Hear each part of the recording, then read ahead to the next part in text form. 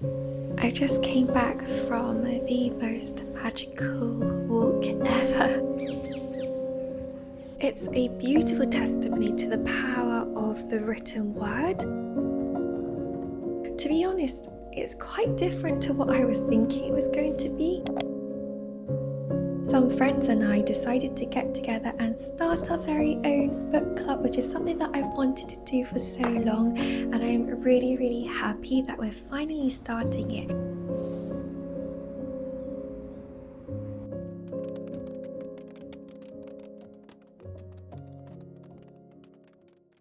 Hey friends, welcome back to another video. Lately, I've been really enjoying watching cozy reading vlogs, and I've also been reading some incredible books that I've been dying to share with you guys. I've been wanting to talk to someone about these books, so I thought it was a perfect excuse to start filming this cozy reading vlog for you all today. So today I'm going to try and see if I can finish one book that I'm almost done with and also start a new one. But currently I'm reading 84 Charing Cross Road by Helene Hanff, and I can't believe it's taken me so long to finally get to this amazing book. I found this gorgeous edition from my local charity shop, but what I didn't realise is that this book is actually made up of not only 84 Charing Cross Road, but also another book that Helene Hanff wrote. It's a memoir of her travels to England and her experience visiting 84 Charing Cross Road in person for the first time. So technically I finished reading 84 Charing Cross Road, but I still have about 15 pages left of the second part, which is the Duchess of Bloomsbury Street. I initially wanted to try and finish this yesterday, but I ended up staying up quite late to do some work, so it worked out amazingly because it means that I get to have a little quiet reading time in the morning today. I'm going to stop babbling and take my little book downstairs, do some cozy reading with a lovely hot cup of tea.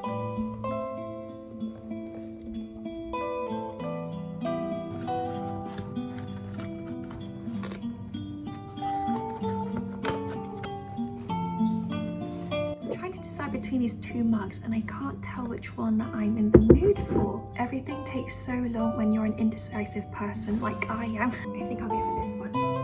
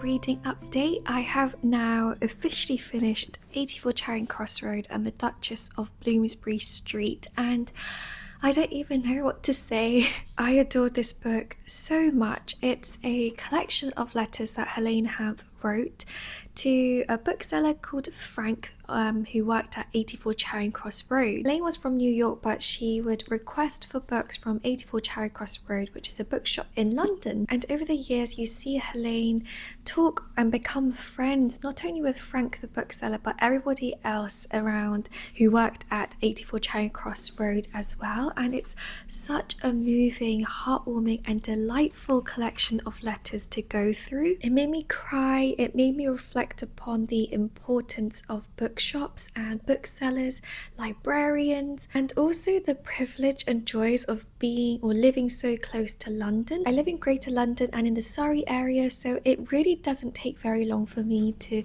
go and visit all of these places that Helene Hamp fell in love with. I might actually do that one day and just visit all the places that Helene Hamp goes visiting in the second part, which is her memoir of her travel diary when she was in England. I devoured the first part of this book and it was just such an emotional read. It really put you through the roller coaster of falling in love with these people, knowing that they really existed, and being so heartbroken as well.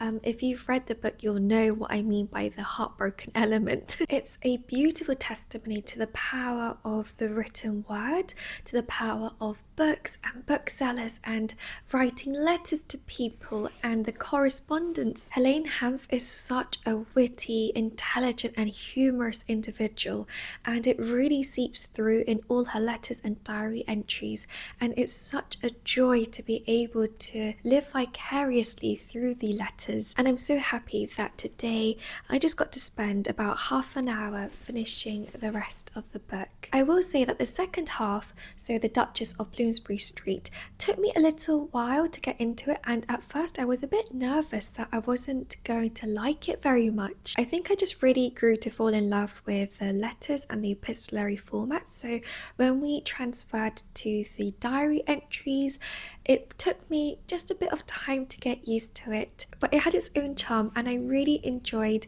the commentaries that Helene would make on the differences between Brits and Americans and the specific differences between London and New York as well. I'm so happy I read this and highly recommend if you haven't read it yet as well. It's a tribute to books, book lovers, to England and London. It's such a delightful read. Now I think what I'm going to do is read a few pages of The Girl from the Other Side. This is volume 2 of the manga series. I'm reading this for the TBR jar challenge that I'm doing over on Instagram and on YouTube Shorts, and the prompt I picked out for episode 3 was a graphic novel or manga, and this is the only manga copy I have right now in my TBR collection, so I think I'll just spend a couple minutes going or flicking through this manga.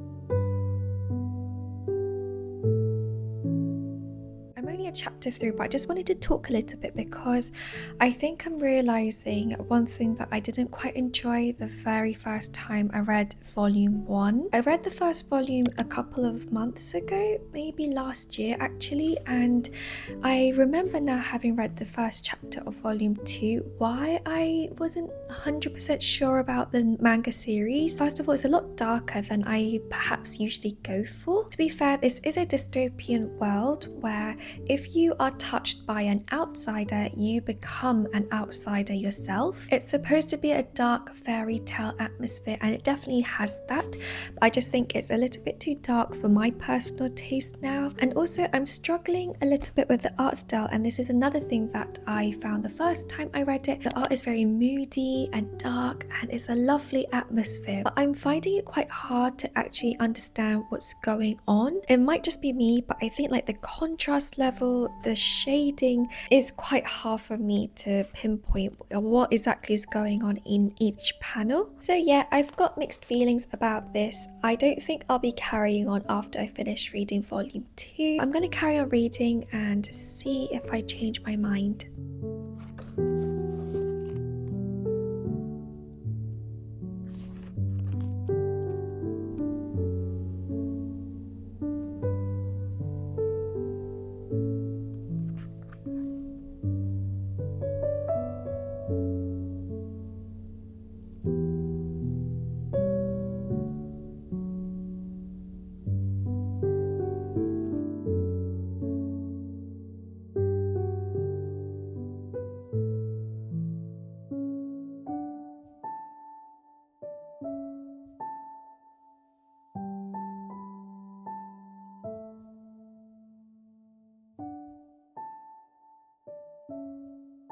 I just finished The Girl from the Other Side, and I don't know, guys. I don't think I'll be carrying on with this series like I mentioned earlier. I think if you're in the mood for a creepy dark fairy tale with monsters and like a dystopian world, then I think you might enjoy this. I definitely think there's an audience out there for this particular manga series, and I know that some people really love it, but for me, I'm just not that interested in continuing with it. And I don't know, the story didn't grip me per se. It's quite slow. There is definitely a mystery that is going to unravel hopefully soon. It's a horror manga series all about a girl, and she's called Shiva, but there's a other monster man.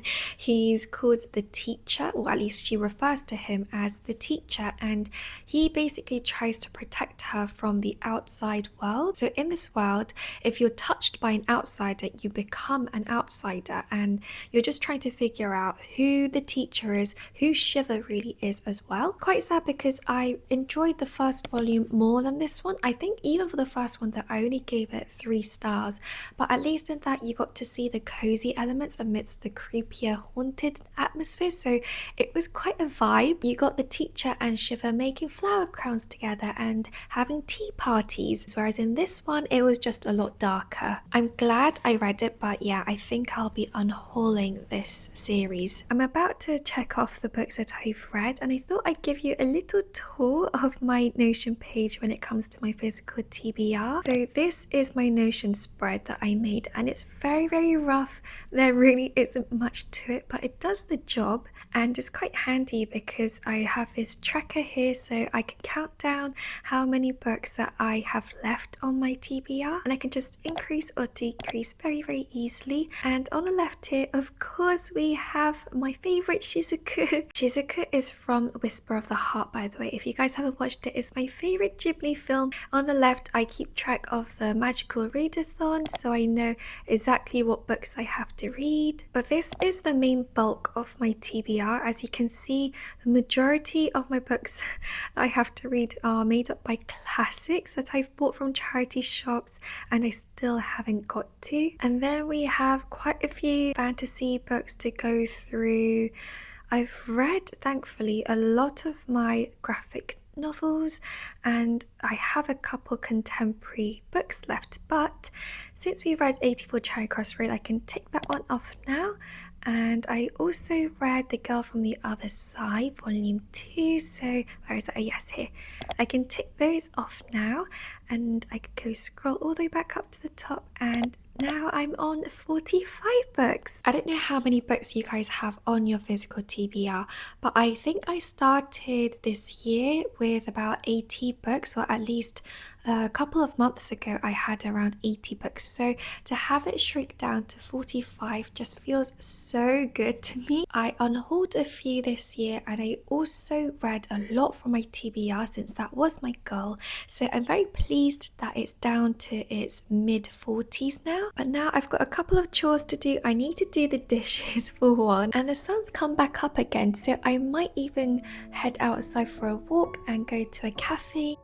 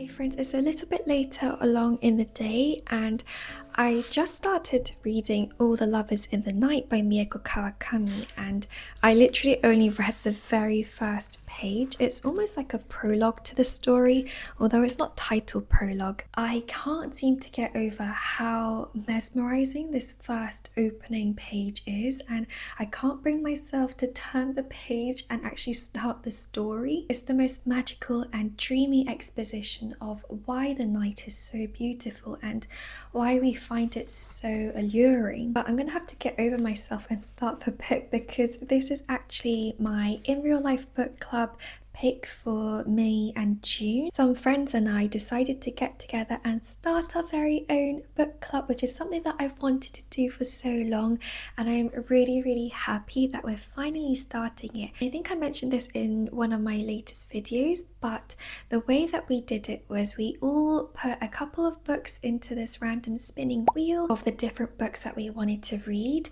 and then when the wheel spun, it picked a book out, and that was the book for May and June, and it picked this one out, which is exactly what I wanted because it's the one that I put down as the book that I'd love to get to. We follow a freelance proofreader in her 30s, and I think she's having struggles with her identity and her career choice as well. But she meets a man one day and it brings everything back up to the surface, and she reflects upon her life and who she is and how to make meaningful relationships. So I'm excited to see what this one is about. I'm also going to be hosting the book club at mine, so I was going through lots of different Pinterest and YouTube and Instagram shorts to see if there was any inspo with regards to hosting book clubs with friends, and I came across some really good tips.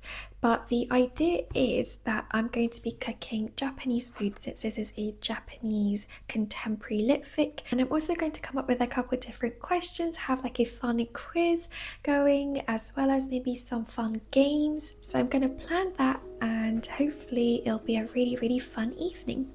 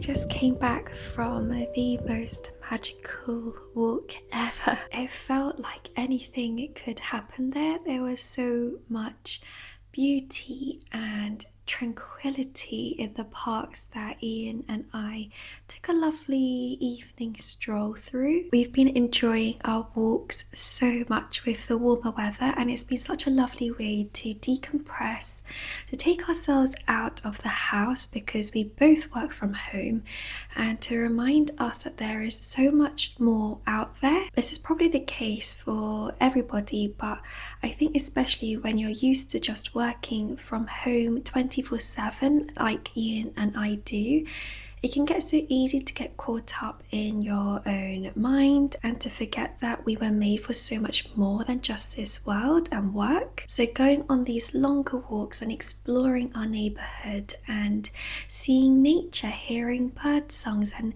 even today we got to see the cutest little baby bunnies and baby geese. Oh, they were so cute. We saw all kinds of birds and fed squirrels acorns. I love seeing God's creation and seeing the work of his hands. It was such a precious time, and just being surrounded by so much greenery, it can do wonders for your mental health. So yeah, that was a lovely time. Anyways, I think what I'm going to do is read some more of All the Lovers in the Night.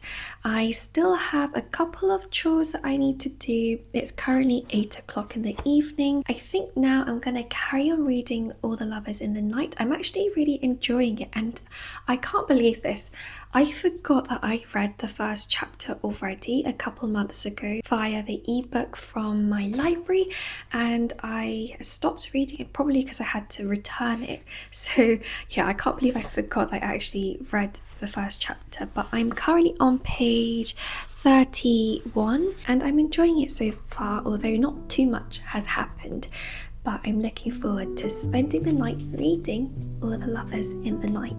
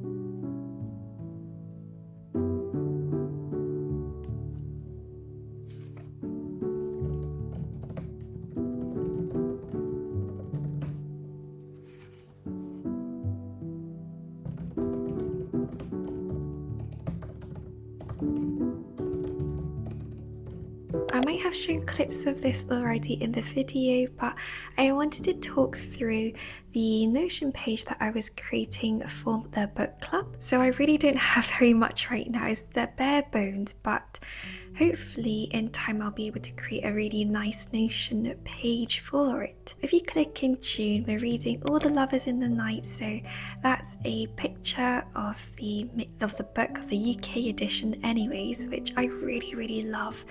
And then the title, so I'm going to be the one hosting it. These are the members, at least for now. The theme for the food will be Japanese food, hopefully. And for the dress code, I was thinking it'd be fun if we all wore outfits that either match the cover or reminded you of the nighttime, or wearing an outfit that you think a character from this book would wear. I'm still thinking which one to go for, so I might decide a little bit later, but then I'm going to be creating a separate Google form just so that I can create a little PowerPoint or slideshow on the day. The idea being that my friends will fill this in before the day. So some questions include: what did you rate the book? How would you describe it in 3 words? What songs remind you of the book? Because I want to create a book playlist for the evening, and any questions that they'd really like to discuss. I'm also thinking of doing a fun quiz, asking just basic questions from the book. There'll be a little mini prize as well for the winner, just to see how engaged they were with the book. And then these are some discussion questions. These are very prone to changing. I've only got 6 right now. I haven't really made much progress with the book, so that is definitely open to changing once I'm more familiar with the story, and hopefully I'll be able to come up with a bit more detailed questions.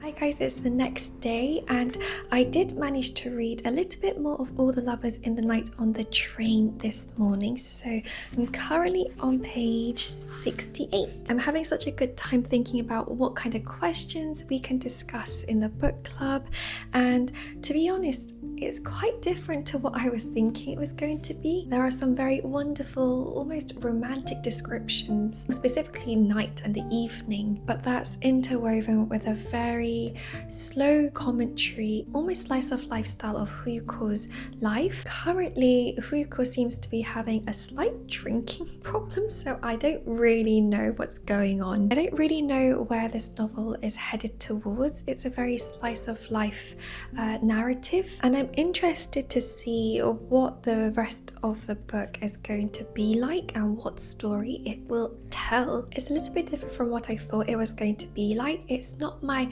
absolute favorite book I've read so far, but that very first little excerpt in the beginning, that's probably one of my favorite opening chapters or pages to a book. So I am interested in seeing how far we go. It's quite easy to read as well, which is nice. But the plan for the rest of the day is to edit the video you're watching right now, and then I also will be finishing or hopefully reading a good chunk of this book and also submitting some art to my art director. I think I'll be ending the video here, so thank you guys so much for watching and watching to the end if you're here right now. So yes, I hope you guys enjoyed watching the video, and I'll see you soon in the next one. Bye friends!